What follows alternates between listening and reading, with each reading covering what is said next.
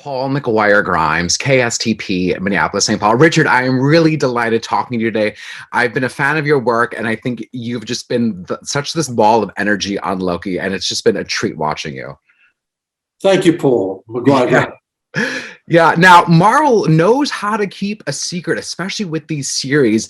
What did you know about it going into filming? Did you only get your pages of the script? Did you see what the whole arc of the show was going to be leading up to it? I was given the whole episode, which I was amazed by. Mm-hmm. But it was, on pain of death. I was basically threatened with Asgard-like demolition if I revealed any information whatsoever. Mm-hmm. So I didn't tell my daughter or my wife. I didn't tell anybody about this, and I just knew that I was playing, old Loki, a version of Tom Hiddleston's, iconic character.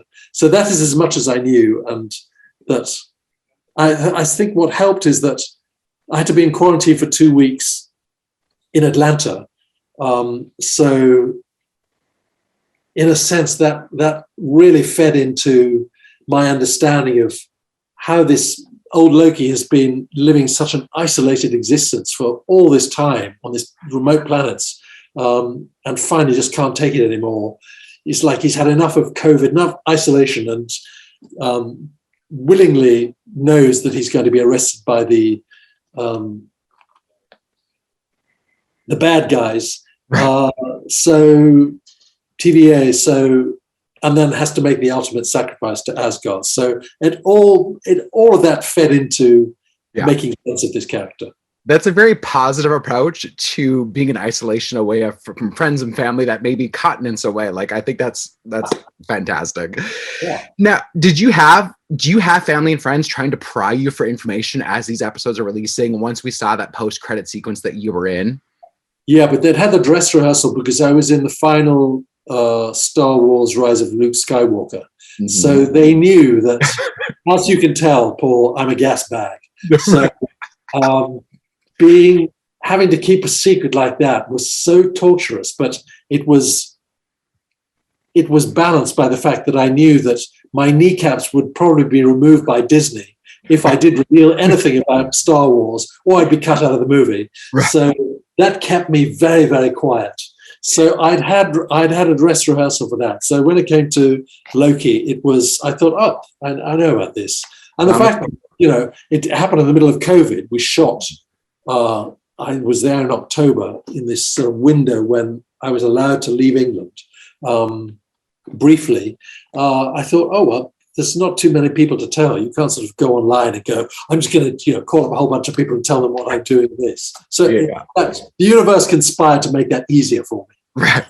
Now, I think that costumes are so important for any actor, and you have such a fantastic spandex vintage costume. What went through your head when you first saw that, when they showed you your costume? And when they showed me the costume, I said, right, I love the costume. Where's the muscle suit that I'm going to be wearing that's going to fill out the costume to fight Asgard? And they said, what do you mean muscle suit? I said, well, your costume design and Jack Kirby's drawings, illustrations, the guy had muscles. And I said, I have none. And they said, no, it's magic powers. I said, believe me, there's no magic powers in here. I need the actual muscles. Just let me step into the muscle suit and I'll be happy.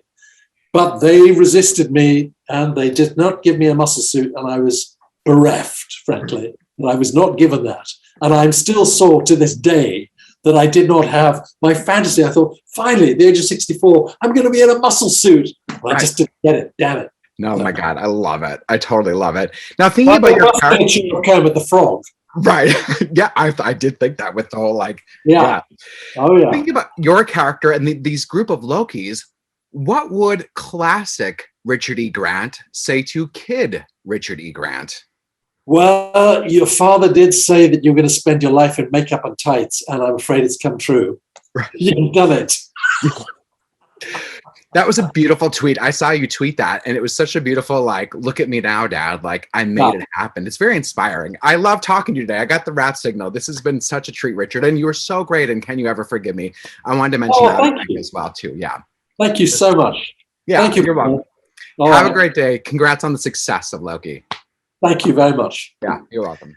Paul McGuire Grimes, KSTP, Minneapolis, St. Paul. Tara, it is really great talking to you today. I've really enjoyed Loki, and Miss Minutes is such a fantastic, like just vintage, quirky character that it's one of my favorite parts of the series. So thank you for that. Oh, thanks for saying that. I love her too. She's so fun. She's so much fun to play and watch. It's amazing. She's amazing. Yeah. I just love the animation, and your voiceover work matches that so well. Thank you for saying that. I know the animation's so brilliant. It's a risk to put an animated character in an on-camera show, and certainly something that already has such a huge success and such beloved characters. She's completely new. She's never been in the comics. So to have the fans react the way they have has been so wonderful. I'm so grateful to the fans. They fell in love with her before the show even started airing from the trailers. And I don't think I've ever seen a show or a character find love from the internet that quickly. Yeah. And I just love how drawn to her they are, and how curious they are about who she really is, and all these ideas about who she really is, and the art that it's inspired. It's pretty beautiful. Do you like reading those fan theories just to see how out they are? I've always done my own social, and I love interacting with the fans. Twitter's my favorite. And yeah, so I've loved seeing all the different ideas. I can't comment on any of them, but I've been hearting them if I think they're interesting. Right. Because they're taking the time to then think about it, because they're drawn to your character. Now, absolutely. Now, Marvel is so good at keeping secrets. I have no idea what's going to happen. Do you then, as the actor, know the arc of what the series is going in? Do you get full pages of the script, or just your dialogue? How does that work? Well, it's probably different for other actors that were on set. I'm sure they had the full script. For me, I didn't have the full series when I started, so I sort of learned as I went too. I didn't even know what I was auditioning for initially. And normally when I have an audition, they'll give you a drawing of the character, they'll give you a character description, maybe a show Bible to understand the world and the script. But I just got sides, which is a small portion of the script, a very brief description. I remember calling my agent saying, who is she? Is she AI? Is she sentient? And they didn't know. And I didn't really know what it was till I booked it, and then I didn't know much about the character until I was sitting and talking to Kate, who was such a visionary.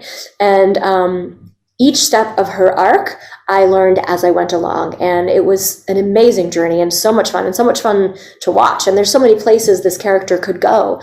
It's really endless. Now, is doing voiceover for Marvel different than other voiceover gigs you've done? And is it even different than some of the other Marvel voiceover gigs that you've had over the years? Yeah, I'd say it's, whenever you're doing a character, you have to know the world and how it all feels and the vibe. I've certainly done, maybe 20 different versions of Harley, and maybe she's younger in school, and maybe it's more dark when the Joker dies in a video game or wherever it is. You have to know your surroundings. And certainly I've done voices for animated stuff in the Marvel Universe, and stepping into the MCU is a step up in a totally different world. When you're doing an animated show, it's a little bit more over the top and has a totally different vibe around it. This show has the most beautiful design I've ever seen. I love how they've married this very vintage look with super high technology. It's done seamlessly and brilliantly, and there's so many Easter eggs for people to look at. It's just every episode you're wow, and watching it. And so yes, it is different because it's a different space anyways, but then with that, getting to watch it and just making sure that I'm exactly in the right space for the vibe of the show is different. Not different oh no, am I going to do it? Just different that I want to make sure it's matching and all going together. What would you say are some of the misconceptions people have about voiceover work? I'd probably say the biggest one is that you have to come from an acting background. I often hear people say, oh, I have a really good voice, I should do voiceover, right? And I say, well, what acting experience do you have? And in fact, having a unique voice doesn't necessarily mean you're going to have a successful career, because in the SAG rules, you can voice up to 3 characters for one SAG rate. So they're going to pick people that are versatile, that can manipulate your voice. And I always tell hopefuls to take as many acting lessons as they can, singing lessons, improv. I'm a graduate of Second City in Toronto, and I think improv really helps you to feel confident when you're creating a new character, because often you're just in a studio and they'll be like, can you jump in and do this cheerleader or this little boy or whatever it is, and you have to be fearless.